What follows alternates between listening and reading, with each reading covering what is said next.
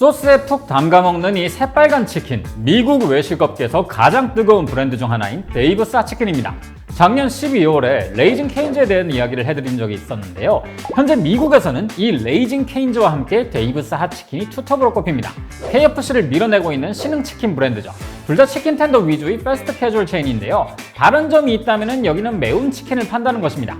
내슈빌 스타일의 핫치킨 텐더인데 매운맛이 무려 7가지 단계로 나뉘어 있고 가장 매운맛을 사려면 신체 손상, 재산 피해, 감정적 고통, 심지어 사망에 이르더라도 책임을 지지 않는다는 면책 동의서에 서명을 해야 하죠. 미국에서는 엄청난 팬덤까지 가지고 있습니다. $900를 가지고 주차장에서 시작한 노점이 현재는 $10억, 약 1조 원의 가치로 평가를 받고 있고 사무엘 잭슨, 드레이크, 어셔 같은 스타들이 투자자로 합류를 했었죠. 이 치킨집은 뭐가 그렇게 특별한 걸까요? 오늘은 이 데이브스 핫치킨에 대한 이야기를 해볼까 합니다. 저는 김밥이고요. 제가 오늘 떠먹여드릴 이야기, 힙스터들의 치킨, 데이브스 핫치킨입니다. 데이브스 핫치킨의 창업자는 데이브 코프샨과 코프샨의 친구들입니다. 모두 아르메니아계 이민자들의 자녀이고 LA에서 함께 자랐죠. 고등학교를 중퇴했다는 공통점도 있었고요. 데이브 코프샨은 세계적인 셰프 토마스 켈러의 미슐랭 스타일 레스토랑이었던 부숑에서 요리를 배웠는데요. 친구 중 한 명이 코프샨을 치킨 사업으로 끌어들이게 됩니다. 때는 2010년대 초반, 테네시주 내슈빌에서 탄생한 핫치킨이 미국 전역에서 유행하기 시작합니다. 이건 말하자면 매콤한 프라이드 치킨이라 할 수 있는데요. 당시 LA에서 가장 잘 나가던 핫치킨집 하울링 레이스는 5-6시간씩 사람들이 막 줄을 설 정도였죠.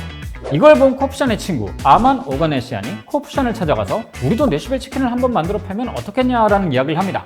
미슐랭 레스토랑 출신 셰프가 내슈빌 치킨을 만들어 팔면 대박이 날 거라 생각했던 거죠. 마케팅은 스탠드업 코미디언 출신이던 본인이 맡고요. 근데 문제는 코프샨은 채식주의자였거든요. 오가네시안은 코프샨을 한 달 동안 설득해서 기어코 내슈빌 치킨을 맛보게 합니다. 그리고 코프샨은 이 치킨에 완전히 빠져버렸죠. 코프샨, 오가네시안, 그리고 또 다른 친구이자 동업자인 토미 루베냥까지 이 세 명은 매일같이 치킨을 먹으러 다녔고 또 다큐를 찾아보면서 레시피를 연구했는데요. 하리보를 녹여서 맛을 내보기도 하고 그야말로 별의 별짓을 다 했다고 합니다.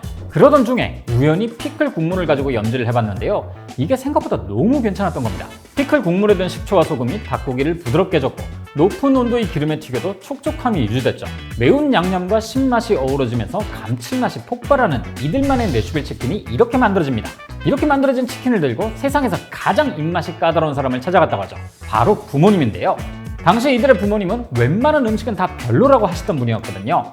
근데 부모님마저 이 치킨에 박수를 쳐줍니다. 이때 세 사람은 이거다 싶었다고 해요. 자, 이제 가게를 열 차례인데 당시에는 푸드트럭이 엄청난 인기였습니다. 2008년 한국계 미국인 셰프인 로이 최가 코기 BBQ라는 푸드트럭에서 LA 갈비 타코를 팔았는데요. 이게 초대박이 나면서 온갖 푸드트럭과 스트리트푸드가 길거리에 쏟아지기 시작했죠. 뭔가 주차장이나 길거리에 서서 음식을 먹는 게 쿨하고 힙한 걸로 받아들여졌거든요. 허름하면 허름할수록 진정성 있는 것처럼 비춰졌다 할까요? 근데 문제는 이 친구들은 푸드트럭을 열 돈도 없었다는 겁니다.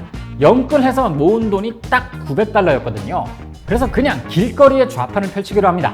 루베년의 부모님이 하던 꽃가게 맞은편 주차장에다 가판을 펼친 거죠. 치킨을 튀길 튀김기는 단 한 대, 나머지 돈으로는 히팅 램프와 식재료를 샀고 테이블과 의자는 부모님에게 빌려다 깔아둡니다. 주차장이다 보니까 지저분하기도 했지만은 일단 장사를 시작하긴 했죠. 첫날은 그나마 지인들이 와서 팔아준 정도였는데요. 이게 하루 이틀이 지나니까 그래도 몇 명씩 줄을 서는 겁니다. 사실 손님이 많아서 줄을 선 건 아니었고 튀김기가 한 대뿐이니까 만드는 속도가 느려서 생긴 줄이긴 했죠. 그래도 어쨌든 지인이 아닌 진짜 손님들이 하나둘씩 모이긴 했던 겁니다. 그런데 얼마 안 가서 이 노점상에 단속이 뜹니다.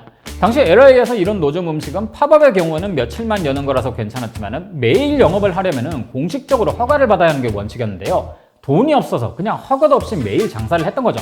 결국 당국에서 검사관이 나왔는데요. 정말 우연하게도 이 검사관이 아르메니아계 사람이었다고 합니다. 그리고 이 치킨 맛을 한번 보고는 자기가 허가 취득을 도와주겠다고 제안을 했죠. 그야말로 영화 같은 일이 벌어진 건데 이것보다도 더 영화 같은 일이 일어납니다.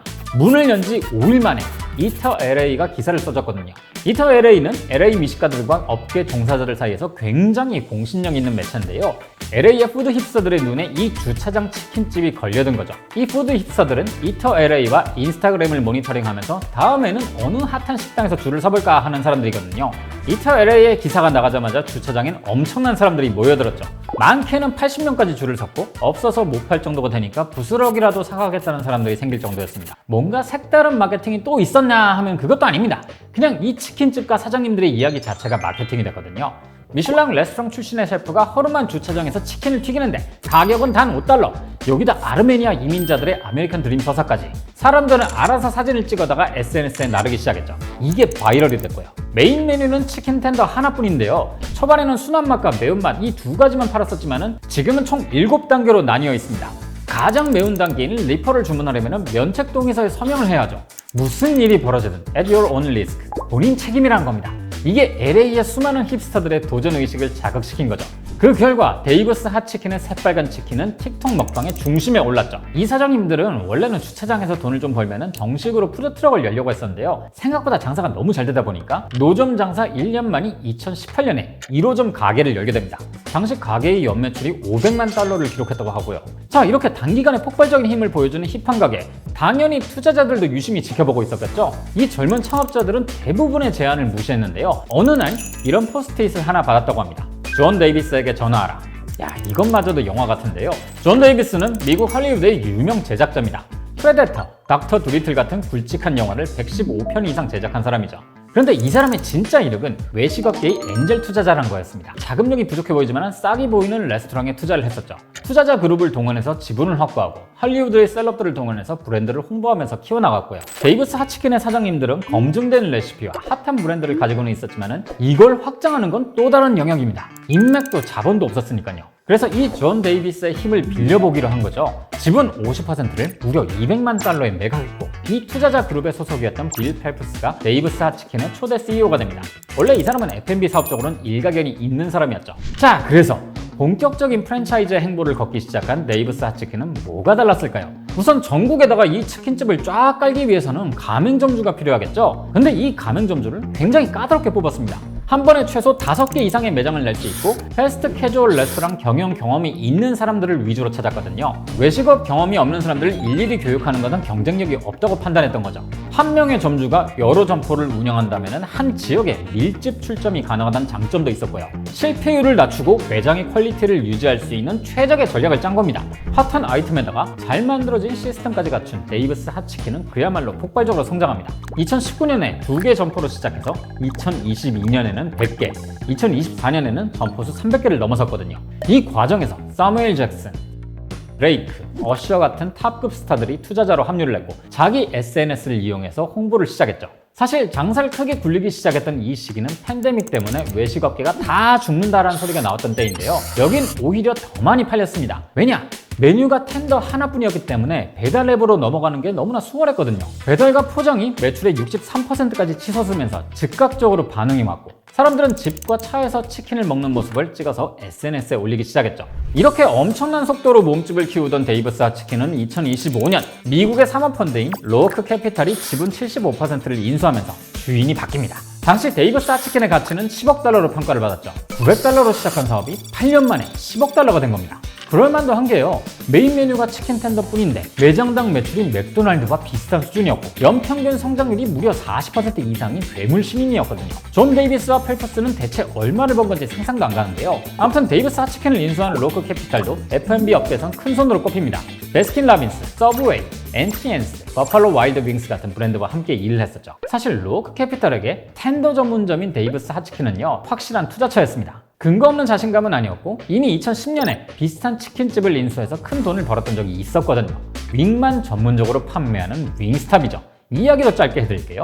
윙스탑도 치킨윙 단일 메뉴로 성공한 곳입니다. 여긴 1994년에 오픈한 곳인데 케이크핫 위주로 판매를 했죠. 보통 윙은요 미국 술집에서 사이드 메뉴로 팔리는데요. 윙스탑은 윙을 메인으로 가져오고 11가지 플레이버로 구성해서 팔았습니다. 치킨 윙 전문점이라는 전에 없던 포지션을 가져온 거죠. 2003년 100여 개의 매장을 운영할 당시에 사모펀드인 제미니 인베스터에 매각했는데요. 300개의 매장을 열 때쯤 로크 캐피탈이 접근했습니다. 아직 더 성장할 수 있을 것 같다는 느낌이 들었거든요. 무엇보다도 단일 메뉴란 게 굉장히 매력적이었죠. 윙, 감자튀김, 사이드 메뉴가 전체 매출의 95%를 차지하는 이 단순한 구조. 퀄리티를 유지하는 데도 좋고 프랜차이즈를 확장하는 데도 유리합니다. 메뉴 가짓수가 적을수록 퀄리티 컨트롤은 훨씬 더 쉬워지니까요. 윙스탑을 인수한 로크는 2015년 나스닥에 상장까지 시킵니다. 미국의 수만 개의 프랜차이즈가 있지만 나스닥에 이름을 올린 외식 브랜드는 생각보다 많지 않거든요. 그리고 정말 많은 일반 투자자들이 윙스탑을 샀습니다. 이 치킨집은 미래가 너무나도 밝다, 이런 분위기였죠. 이 상장은 2010년대 초 외식업 IPO 중에서도 최고의 성과로 평가를 받습니다. 공모가 $19에서 시작해서 상장 첫날부터 주가가 급등했거든요. 이렇게 돈을 버는 로어크는 2016년에 자녀 지분을 완전히 매각하면서 성공적으로 엑시트했죠. 윙스탑은 2025년 기준 3,000호점을 돌파하면서 미국에서 완전히 자리를 잡은 상황입니다. 이런 성공적인 경험이 있는 로어크가 데이브스 핫치킨까지 사들인 거죠. 이것도 윙스탑처럼 키울 수 있을 것 같다는 생각이 들었거든요. 단일 메뉴의 효율성, 엄청난 인기, Z세대의 컬처 브랜드라는 공통점이 있었으니까요. 로어크는 데이브스 핫치킨을 제2의 윙스탑으로 만들고 싶을 겁니다. 최근 미국에서 두각을 드러내는 브랜드는 공통점이 있습니다. 단순한 메뉴, 합리적인 가격이죠. 레이징 케인즈, 윙스탑, 칙필레가 그랬던 것처럼 데이브스 핫치킨도 이걸 무기로 삼아서 소비자들을 파고들고 있고요. 이건 KFC가 부진을 겪고 있는 이유기도 합니다. 메뉴는 많지만 오늘 언급한 브랜드처럼 딱 꽂히는 킬러 메뉴가 없었거든요. 그러니 치킨 샌드위치 분야에선 칙필레에 밀리고 치킨은 레이징 케인즈와 데이브스 핫치킨에 밀리고 있는 거죠. 자, 앞으로 데이브스 핫치킨은 로어크의 바람대로 거대 프랜차이즈로 거듭날 수 있을까요? 또 이 브랜드는 언제쯤 우리나라에 소개될 수 있을까요? 사실 우리나라는 치킨을 한 마리 단위로 소비하는 문화가 있기 때문에 들어오더라도 좀 불리한 위치에 있지 않을까 하는 생각이 드는데요. 오늘은 여기에 대한 여러분들의 생각을 댓글로 남겨주셔도 좋을 것 같네요. 그럼 저는 다음 주에 다시 뵙겠습니다.